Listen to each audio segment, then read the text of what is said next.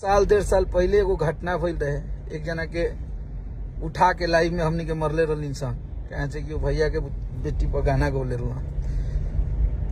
ओकरा के मरला के बाद ऐसा माहौल बन गई रहे कि लागे कि गलत भी कह के उनका के गलती भी कैले रहा। अगर उनका के मार देनी जाता ऐसा लागल रहे राजपूत समाज के मार देले बनी जा लाइव में।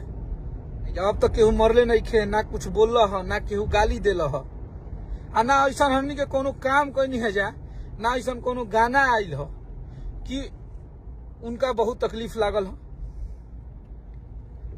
पर्सनली केहू के लड़की के फोटो लगा के, केनो बाप के फोटो लगा के ओकरा के कतना गंदा तरीका से प्रतीक कइल गइल बा। दिन रात एगो खेसारी लाल यादव सबके दुश्मन बने, एगो उनके के इंडस्ट्री से कबार के फेंक देवे के बा। आज रउआ सब एगो गलत